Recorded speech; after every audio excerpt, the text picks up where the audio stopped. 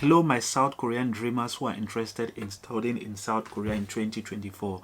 Today we will look at the Global Korea Scholarship, which is a South Korean government scholarship for 2024, the application guideline for undergraduate students who would want to go and do their bachelor's degree in South Korea.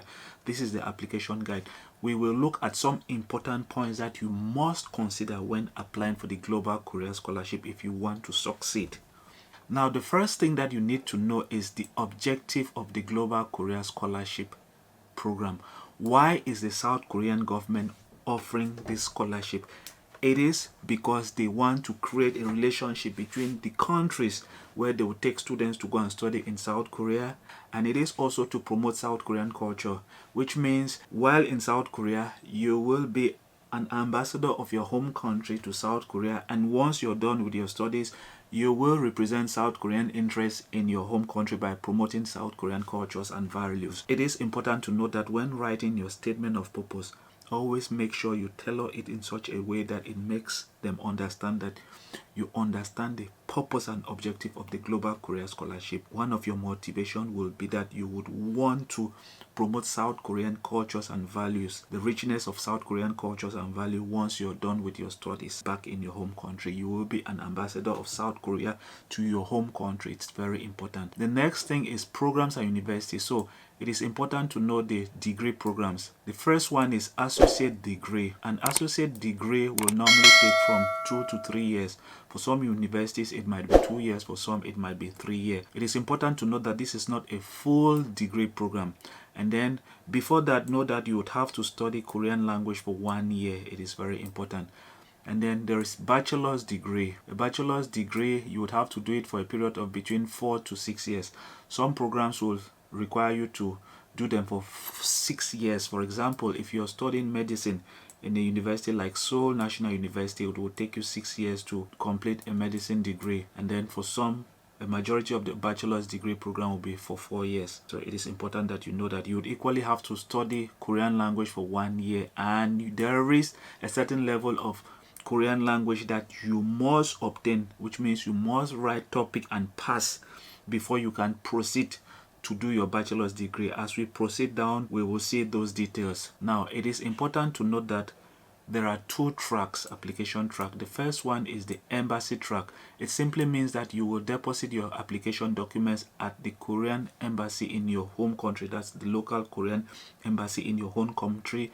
And then there is university track, which means you would have to post your documents to the university address in South Korea. So with embassy track, there is general application. Here they will take 79 students, and then overseas Korean, they will take 7 students, a subtotal of 86, which means it's very small. There is UIC, University Industrial Corporation or University Industry Corporation. They will take 60 students. This one is open for everybody. We will look at the details as we proceed. And then for university track now, there is regional universities. They would select 86 students, and then there is associate degree. They will select 30 students. It's very important. So this gives a subtotal of 176. And then if you join 86 subtotal of embassy track and university plus UIC, you would have 262 students, which means only 262 students will be given the scholarship to go and study in South Korea. That means the number of seats is very limited. I know that in some countries, the number of students that will apply is even more than the total number of students that will be admitted for this program. For example, countries like India, Pakistan, Nigeria, the students who will apply will be more than even the number that will be accepted. That's 262. Now, the next thing is to look at embassy track, the university types. So like we said, there is general and overseas. There is type A universities, and you have 24 university institutions. It begins with Arju University right down to Yonsei University, which means when applying in the application form, it will say select from either type A or type B university. That means you can only select programs from universities that are listed here. It's very important. And then you have type B, 30 universities. That will mean you can only select universities that are in this type B. In the application form, for example, when you're applying for embassy track, in this area it says only from type B. That means you can only select universities in this area, type B. And then here it says choose universities among type A or B. And then choice 3 also says choose a university among type A or type B, which means you can either choose from here or choose from here. But it is important that you must select the first option, choice 1, from type B. It's very important. And then if you look at it, for those who are applying through university track, they say choose universities among type A or B, which means you can select from any type A or type B. It's your choice. You can decide based on if the university has your major that you want to study in South Korea. Now the next one is university track, regional and UIC. UIC, University Industry Corporation, has 10 institutions. It is important to note that these are the 10 universities, and these are very competitive and serious universities in South Korea. It is very important. We will look at the programs that you can apply for on this UIC, but it's important to note that for bachelor's degree, they will select 51 students, and for associate degree, they will select 9 students. That's under UIC. And then there is regional universities. These are the universities here, as you see them here. You can select these universities, and then they will select 68 students to go and do their bachelor's in one of these universities. If you want, you can select any of these universities, but it's important for me to state that most of the universities that are here are far away from Seoul, that's the capital of South Korea. But also, it is important to know that a university like Suncheonyan, though it's in the UIC, it's a very good university, but it's not in Seoul. Sogang is in Seoul. Aju is in Suwon, like 1 hour away from Suwon. I know it because that's where I did my master's degree.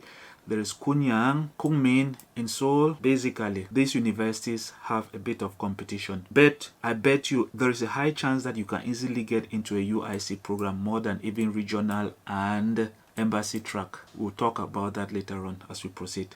Next, let's look at the quota per country.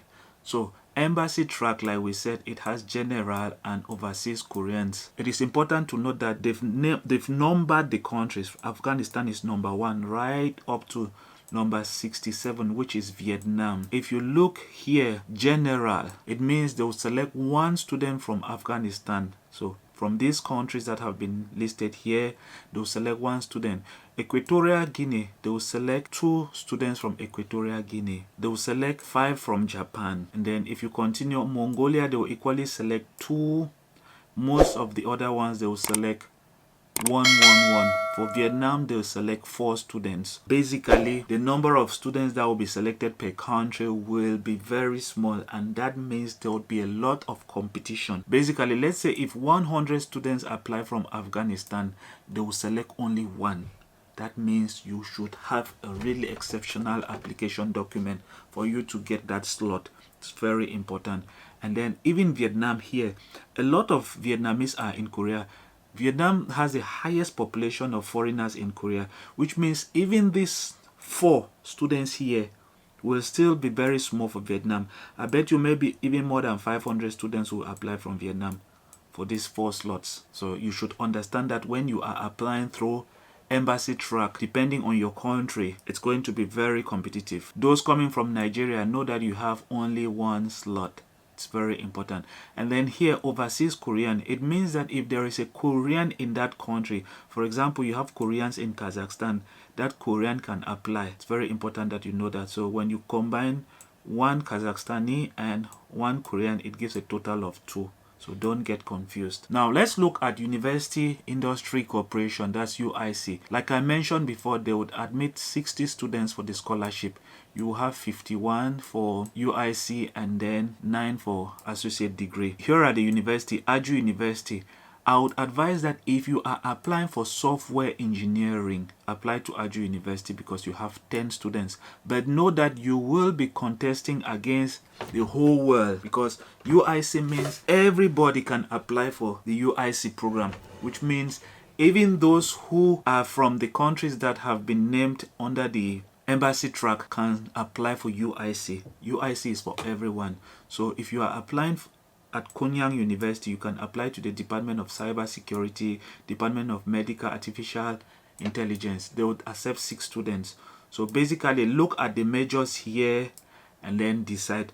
but I believe that you have a higher chance of getting the scholarship if you have a very strong document. You would easily get the scholarship. If your essays are good, you have good grades, everything is in point, you would easily get the scholarship under UIC. Now for regional universities, we already talked about regional universities. Know that they would admit 86 scholars from 72 countries. So you must equally make sure your country is under the regional university if you are applying for regional university. Example, here Afghanistan has one. So if you combine embassy track and regional, Afghanistan has 2 students. So you have to make sure your country is here. Also here there is Nigeria, which means Nigeria had one for embassy track and Nigeria equally has one for regional. So when applying, you have to decide whether you're selecting regional or embassy. Let's look at the application form again. So if you are applying for regional, know that when applying you have to select this option. You have to make sure your check mark is on regional. It's very important. Make sure that your country is under regional universities before you can apply. So for example, it's important to know that there are some countries that do not feature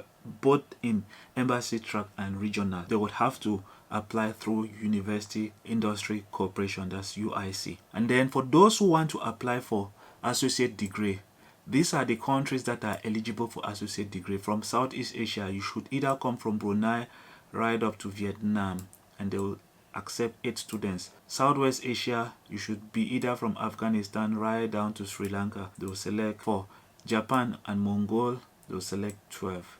Japan will have 10 slots and Mongol will have 2. It's important to know that. Middle East and Africa, so from Angola right down to Yemen, they would select only 1 student, which means students from all of these countries will be competing for just 1 slot to do an associate degree in South Korea. It's very important that you know that. The next one is eligibility, nationality. They say all applicants must hold citizenship of need designated countries that are invited to take part in the GKS program. Like I explained, the countries that are up on the list, either for embassy track or regional universities, if your country is among the list, then you can apply. If your country is not on the list, then you should select University Industry Corporation, that's UIC. How do you prove your nationality? They say applicants parent or legal guardian must hold citizenship from another country other than Korea, which means you're not supposed to hold a South Korean citizenship. If applicants or their parents hold dual citizenship, one who has both Korean citizenship and citizenship of another country, such applicant is not eligible. If you have a parent who has a Korean citizenship and the citizenship of another country, know that you are not eligible to apply. And then here, in case you or one of your parents has ever had a South Korean citizenship, you must provide a document to prove that they had renounced, they have abandoned their Korean citizenship, they are no longer holding a South Korean citizenship, which means you must get a document from South Korea prove that they are no longer South Koreans. And then down here in the application process, if it happens that you obtain another citizenship, you will be disqualified. But in case you are applying for UIC, you will not be disqualified, because like I said, UIC is open for all nationality, but it's not open for South Koreans. It's important to know that.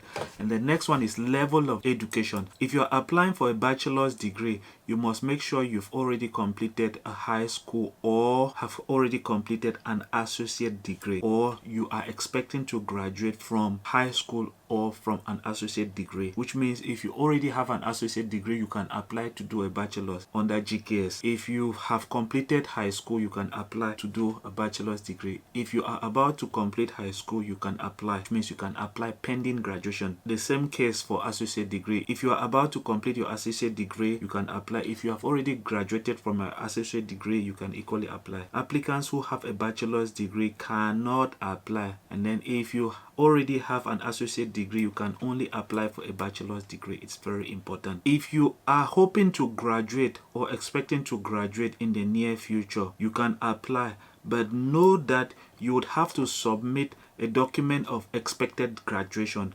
That is a document that says that you will graduate in the near future, and know that you must submit that document by the 31st of December 2023. That is, in case you pass the first round of selection, make sure by the 31st of December you have your graduation certificate. You can apply using a certificate of expected graduation. Now the next thing is grade, cumulative grade point, that's CGPA. There are two conditions that you must meet below. They say score percentile should be 80% or above on a 100 point scale or be ranked within the top 20. If your scores are on a scale of 100, you must make sure you have at least 80%. In case it is looked the other way around, then you should be among the top 20 in your class. You must provide a document to prove that. And then when they do the conversion of your percentile, make sure that it should be equal to these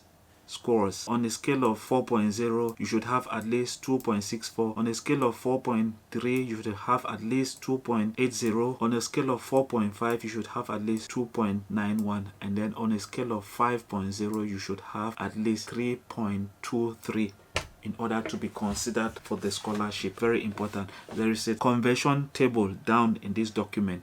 You would have to look at it. This one is very important. They say if you hold a transcript that does not provide a CGPA information or is unable to convert his or her grades into any of the accepted GPA scale. Example, note that the GPA scales that are considered here are 4.0, 4.3, 4.5, 5.0. We talked about them here, or scale of 100. Then the applicant must submit an additional document officially issued by their respective school university describing the institution grading system. It's very important. For those who have grading points that is on a scale of 10, on a scale of 20, things like that, you must make sure you convert them to either a scale of 4.0, 4.3, 4.5, 5.0 or on a scale of 100, and then get your school to issue an official document explaining the grading system in your school so that they can use it to decide if they will give you the scholarship or not. It's very important. If you are expecting to graduate, you should provide a recent GPA at the time of your application, which means you must ask your school to probably provide you the most recent CGPA so that you can use it to apply. Then age, you must be under 25 years of age, and then you must be born after March 1st. So let's say you're born on the 2nd of March. Know that you are eligible. But if you are born on the 28th of February 1999, you are not eligible to apply. It's very important. If you're born on the 28th of February 1999, you are disqualified. You must be born after the 1st of March. These are some grounds that you might be restricted. So it's important to read it and understand. It's easy to understand. It's very easy. You don't have to provide duplicate application. It's very important. But you can apply for embassy track, and then once the embassy period is over, you can switch to university track if there is still time. Though they've said here that you cannot do it. But in most cases, if you did not go through NIEED, if you apply, it's okay. So let's say you did not succeed in the first round, then you can easily apply for university track. But if you went through NIEED, then you did not succeed, and then there was still time, and then you decided to go and apply for university track, know that you will be disqualified. And then also know that for university track and UIC, you must apply only to one program among the UIC regional and associate degree.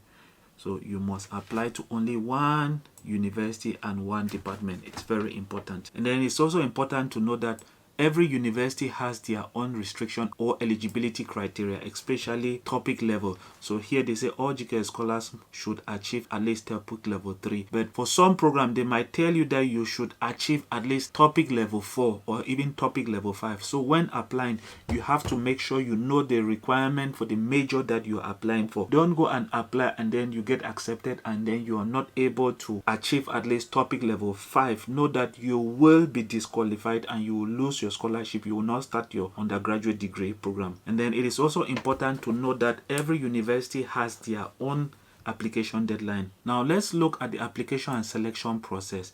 It is important to know that if you're applying through embassy track, the first round will be done by the embassy, and then the embassy will then recommend you now to NIEED, and then NIEED will then do the selection for the second round, and then third round selection NIEED will send it back to embassy, and then embassy will then decide on the scholars who will make it to the final scholarship. Then for university track, there is first round by the university, then the university will then recommend you to NIEED, and then NIEED will then decide on the second round of selection, and then from there NIEED will decide on the final candidates who will get the scholarship, which means the process is longer for embassy track and shorter for university track. And then this is like a tentative schedule as to when the results will come out from the various processes, as we explained up here, from embassy track and then university track. Now let's look at selection timetable. They say application guideline is announced at Study in Korea. So we had this document from Study in Korea. First round selection, embassy, university, announced by each Korean embassy and university. Very important. That's what we just looked at up here. Second, each embassy, university will release their first round selection schedule and application details on their website by mid-September. So it's very important. Know that embassy and university are the ones that will mostly do the final results. So it's important to know that it's the embassy and university that will actually do the selection and then recommend to NIEED. Application submission, embassy, university. Deadline will be set by each Korean embassy and university.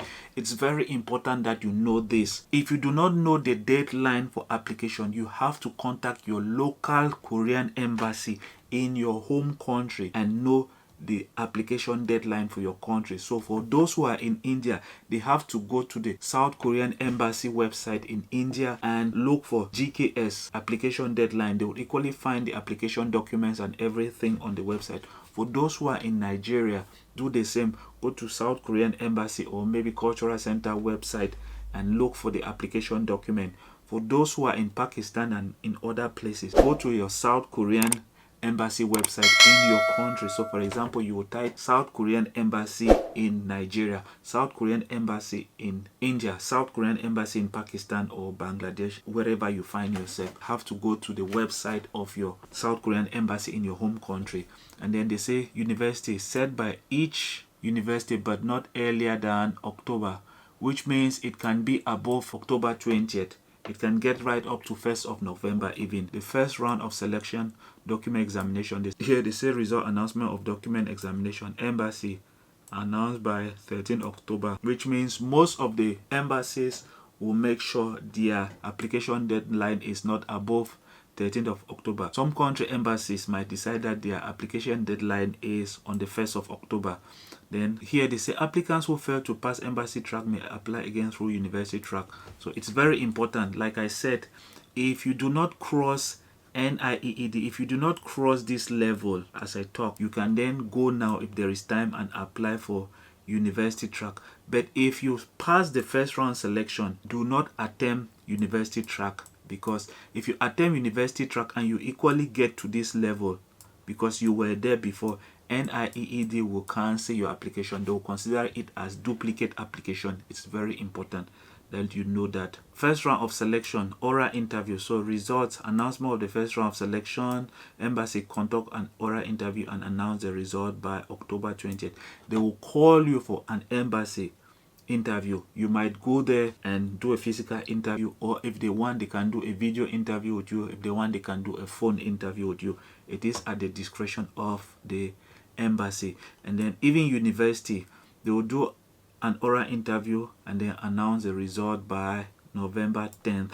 They will call you either by phone or by video, and then you talk to one of the professors who might be your professors. Very important. And then successful candidates of the first round embassy university track will be sent to NIEED. Successful candidates, applicant and related document will arrive at NIEED. So the embassy and university will forward your documents to NIEED. NIEED simply means National Institute of International Education. Embassy track documents will get to NIEED by the 3rd of November. University track documents will get to NIEED by the 10th of November. It's very important that you know that. And then second round of selection will be done by NIEED. I already talked about that. Successful candidate of the second round will be announced on Study in Korea website. It will be for embassy track by late November, university track by mid-December. Third round of selection will be done by the universities themselves. Very important. Embassy track applicants who pass the second round of selection will be reviewed by 3 universities which they initially applied to. So if you apply to 3 universities, they will review your document, and then results will be made available by the 15th of December. And then university will inform the list of successful candidates to NIEED. So the third round is done by the universities. University will inform the result to successful candidates individually. So they will inform NIEED, and then they will inform the students as well. From there, successful candidates will have to notify NIEED about their choice of university. So it's possible that some students will apply for 3 universities and they will gain admission to all the 3 universities. They will have to make a choice among the 3 universities. Which university do they want to go and study at in South Korea? That decision has to be made by the 22nd of December. Announcement of GKS scholars. NIEED will make the announcement, and that will be on the Study in Korea website, and it will be by the 5th of January. And then NIEED will inform the results to embassy and university through official documents. Remember, NIEED is the real master for the scholarship, so it ends with them. About submission of documents, we already talked about it. I said each embassy and university has their own application deadline, so applicants must check with their respective institution before submitting application. They have their own deadline. You must check with your local embassy in your home country. And then method of submission, each embassy and university who conducts the first round of selection may have their own document submission guidelines. So applicants must check with the respective institution before submitting application. So you must always be in contact with the embassy or the university to know how you go about submitting your documents. Next one is list of documents to submit.